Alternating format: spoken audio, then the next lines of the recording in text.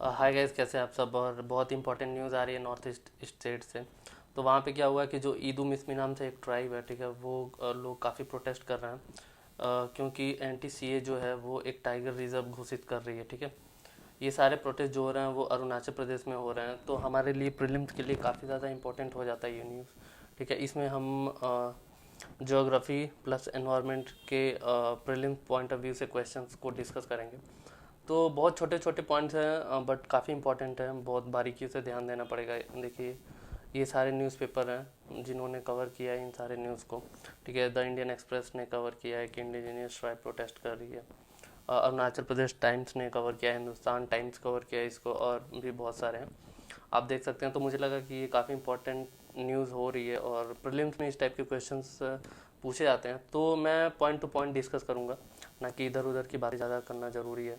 तो मुझे लगता है जो जो इम्पोर्टेंट है वो हम सीधे डिस्कस करते हैं। तो 24 मार्च को क्या होता है कि NTCA के जो चीफ हैं SP यादव, उन्होंने जो दिबांग वाइल्ड लाइफ सेंचुरी है उसको नेशनल टाइगर रिजर्व बनाने के लिए ये अनाउंसमेंट किया कि इसको नेशनल टाइगर रिजर्व बनाया जाएगा, ठीक है।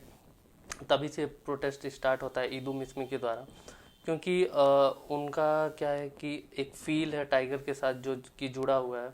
उनको उनका ये मानना है कि जो उनका एक्सेस है फॉरेस्ट से वो रुक जाएगा, ठीक है। तो ये रही पूरी न्यूज़, और पूरा जो प्रोटेस्ट हुआ वो क्यों हुआ। तो चलिए, हमारे लिए इम्पोर्टेंट क्या क्या हो जाता है, तो ईदू मिस्मी के बारे में थोड़ा सा जानते हैं, और लाइन बाय लाइन मैं हाईलाइट करते जाऊंगा, जो भी इम्पोर्टेंट है आप उसको नोट डाउन करिएगा, ठीक है। ईदू मिस्मी एक सब ट्राइब है मिस्मी ग्रुप की, ठीक है। और इसके दो और ग्रुप्स हैं जिनका नाम है दिगारू एंड मिजू, ठीक। ये सब अरुणाचल प्रदेश में है, जो कि एक नेबरिंग स्टेट है तिब्बत का, ठीक है।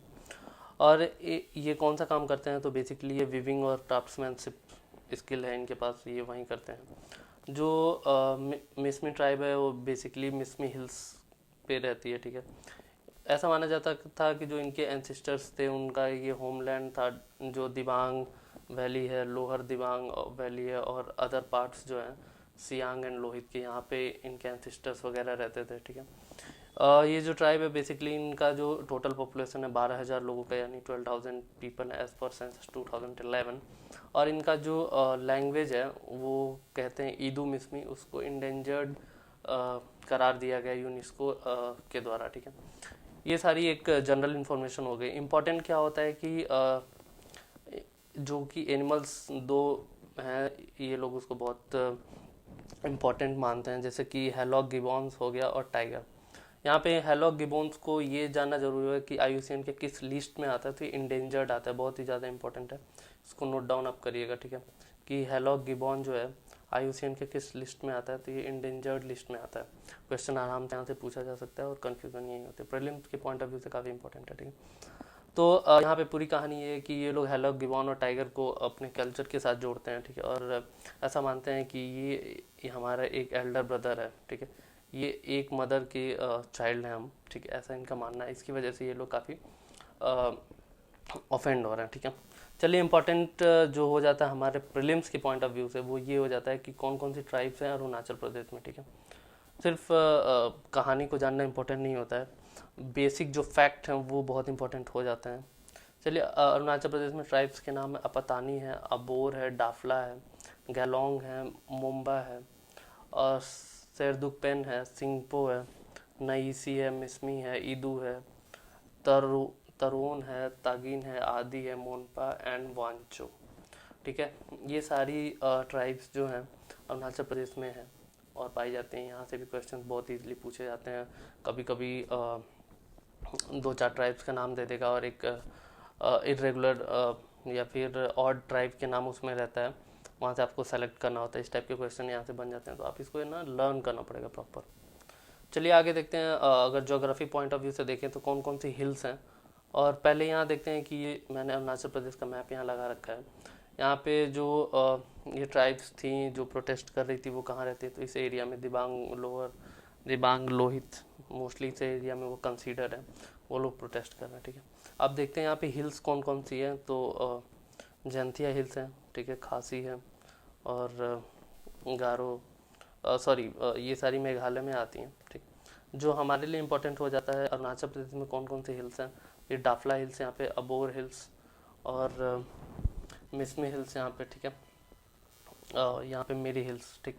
तो इन चारों हिल्स को आप याद रखिएगा। कभी कभी वेस्ट टू ईस्ट या ईस्ट टू वेस्ट आपको अरेंज करने के लिए भी मिल सकता है, और ऐसे भी पूछ लेते हैं कि हिल्स कहाँ पे है, और स्टेट और हिल्स का मैच करवा देते हैं, ठीक है। तो चार हिल्स हैं, Dafla hills, Miri hills, Abor hills and the last one is Mishmi hills. इन चारों को याद रखिएगा, ठीक है। और ये जो सारे हिल्स, गारो खासी जयंती है, ये सारी मेघालय में है, ठीक। चलिए आगे बढ़ते हैं। अगर रिवर्स और कुछ ट्रिब्यूटरीज की बात करें अरुणाचल प्रदेश में, तो जो मेजर रिवर आती है जो चाइना से एंटर करती है, वो आपकी ब्रह्मपुत्र आती है, और यहाँ पे बहुत सारी ट्रिब्यूटरीज जो हैं अरुणाचल प्रदेश से आके यहाँ पे मिलती हैं, ठीक है। तो पहली जो रिवर यहाँ पे हम देखेंगे भराली रिवर है, ठीक है।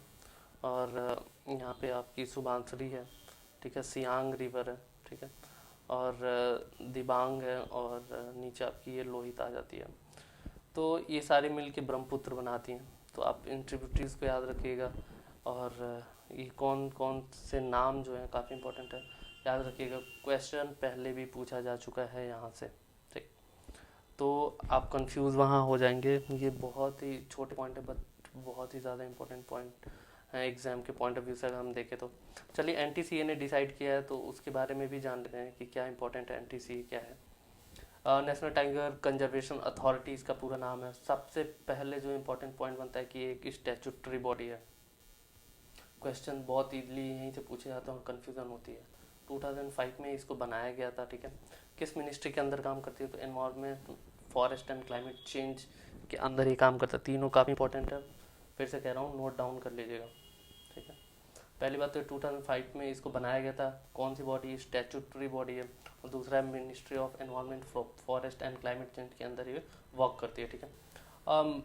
कौन इसका मिनिस्टर इंचार्ज होता है, तो वो होता है minister of environment, forest and climate change. Basically उसको चेयरपर्सन बोलते हैं। ये भी क्वेश्चन आ सकता है एक स्टेटमेंट के फॉर्म में। यहाँ से भी क्वेश्चन जो आएंगे वो बेसिकली स्टेटमेंट फॉर्म में आएंगे।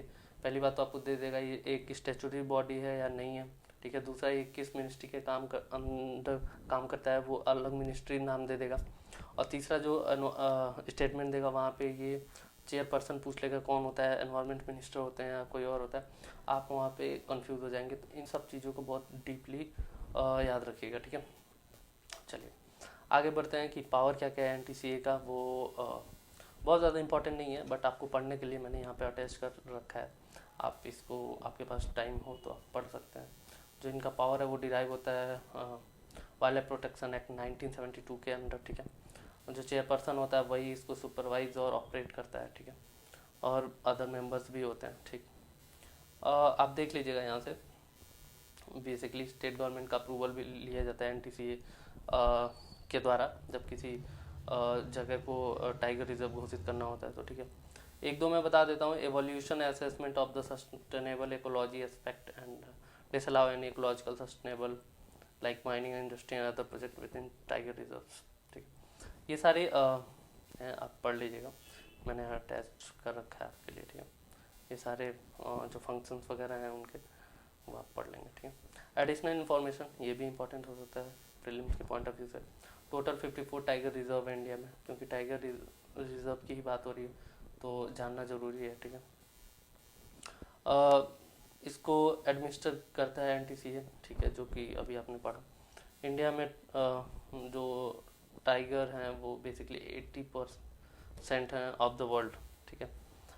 2006 में 1411 टाइगर थे, ये ज़्यादा इंपॉर्टेंट नहीं है। अभी कितने हैं वो इंपॉर्टेंट है, 2967।